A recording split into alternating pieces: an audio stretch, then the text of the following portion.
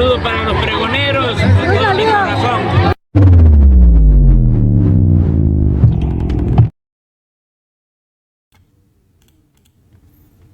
Pregoneros, bienvenidos a una nueva transmisión más. Es un placer estar nuevamente con ustedes. Servidor Irm Rodríguez, transmitiéndoles desde el día de hoy.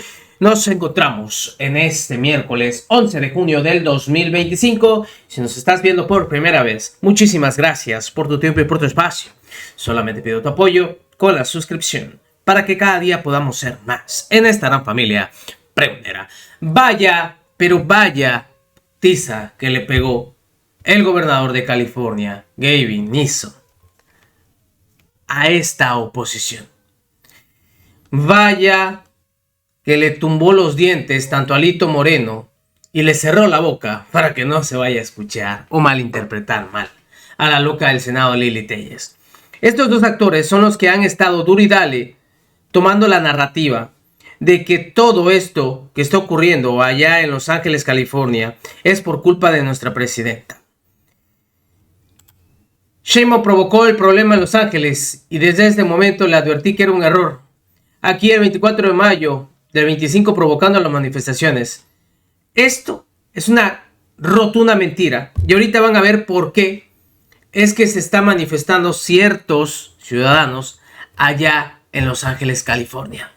El miserable Alejandro Moreno Cárdenas: nunca hay que llamar a movilizar. En el PRI creemos en el diálogo como la mejor herramienta para construir acuerdos que benefician a nuestros paisanos. Aquí del otro lado de la frontera, los problemas binacionales entre México y Estados Unidos no se resuelven con movilizaciones. Se enfrentan con visión de Estado y diplomacia. Proteger a nuestros connacionales en cualquier parte del mundo es prioridad, pero hay que hacerlo con seriedad, no con ocurrencias. La ineptitud de este gobierno sigue poniendo en riesgo la estabilidad política, económica y social social de las presentes y futuras generaciones. Basta. Vaya que es un miserable este señor. Y obviamente le hicieron pedazos en redes sociales. ¿De qué partido era el gobierno que se quedó con el fondo de los braceros mexicanos? Sí, fue el PRI. El PRI fue el causante de bastantes atrocidades acá en el país, pero bueno, no le hagamos caso a este miserable. Y mucho menos que quieren utilizar este tema para golpetear a nuestra presidenta. ¿Qué es lo que realmente está sucediendo en California? ¿Por qué la gente está reaccionando así? No por lo que dijo nuestra presidenta, que lo sabemos. Y ya deja de ser pocos evos, como tanto te gusta estar diciendo, Alito. Y eso que dices de movilizar, la presidenta siempre lo ha dicho: vamos a entrar en acción.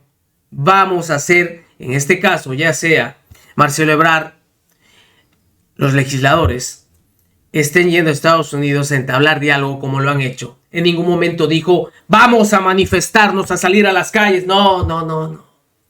No seas miserable. Al igual que Lilly. Pero, miren ustedes.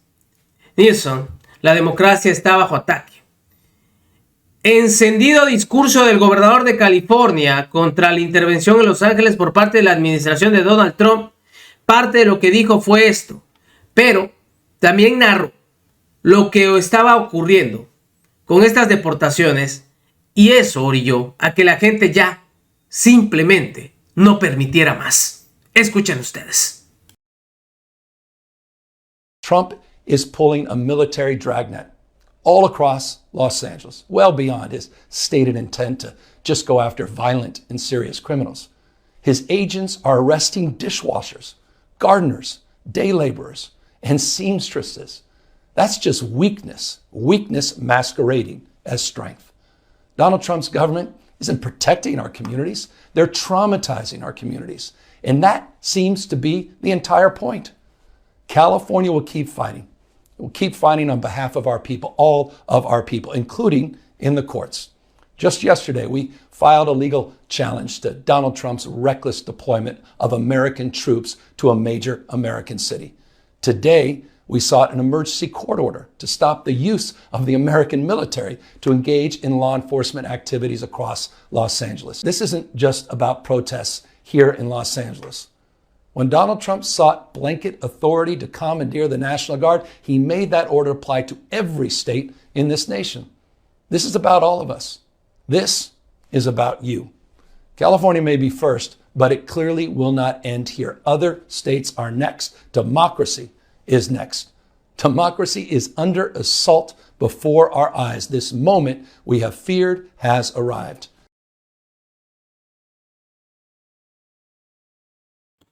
Pero fue más contundente, y aquí le dejo todo lo que dijo de manera directa el gobernador de California ante toda esta situación. Miren ustedes aquí abajo, obviamente está la traducción para que se pueda escuchar lo que comenta el gobernador de California. Is very different than anything we've seen before. On Saturday morning, when federal agents jumped out of an unmarked van near a Home Depot parking lot, they began grabbing people, a deliberate targeting of a heavily Latino suburb.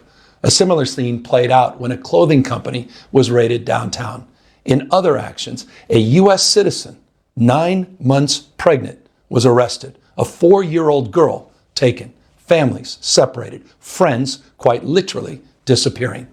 In response, everyday Angelenos came out to exercise their constitutional right to free speech and assembly, to protest their government's actions.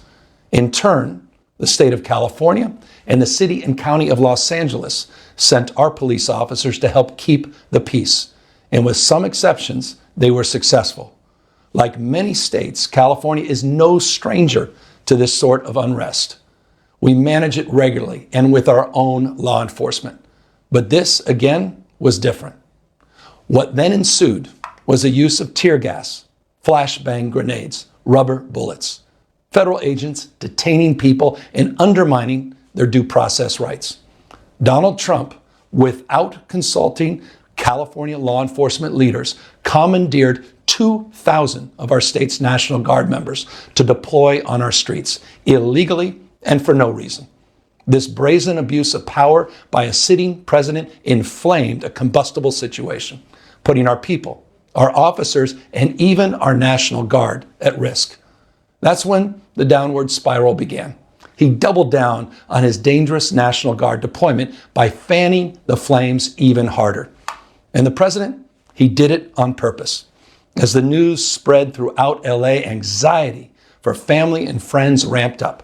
Protests started again. By night, several dozen lawbreakers became violent and destructive. They vandalized property. They tried to assault police officers. Many of you have seen the video clips of cars burning on cable news. If you incite violence, I want to be clear about this. If you incite violence or destroy our communities, you're going to be held to account.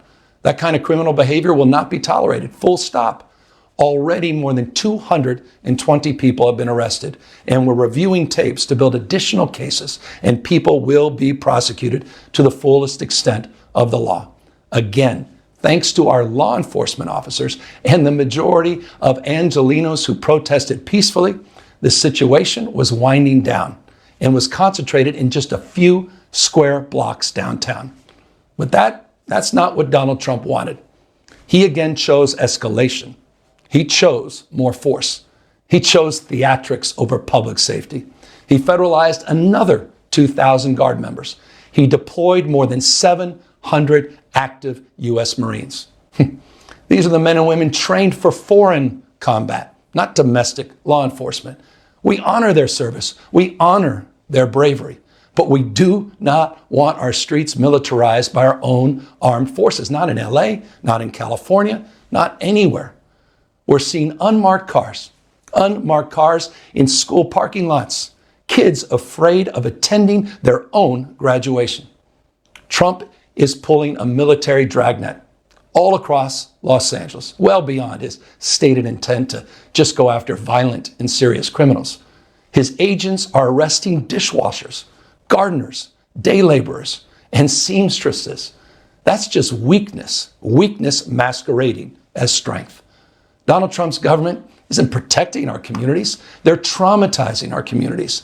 And that seems to be the entire point. California will keep fighting. It will keep fighting on behalf of our people, all of our people, including in the courts. Just yesterday, we filed a legal challenge to Donald Trump's reckless deployment of American troops to a major American city. Today, we sought an emergency court order to stop the use of the American military to engage in law enforcement activities across Los Angeles. If some of us could be snatched off the streets without a warrant, based only on suspicion or skin color, then none of us are safe. Authoritarian regimes begin by targeting people who are least able to defend themselves, but they do not stop there. Trump and his loyalists, they thrive on division because it allows them to take more power and exert even more control. And by the way, Trump, he's not opposed to lawlessness and violence as long as it serves him. What more evidence do we need than January 6th? Ask everyone. Take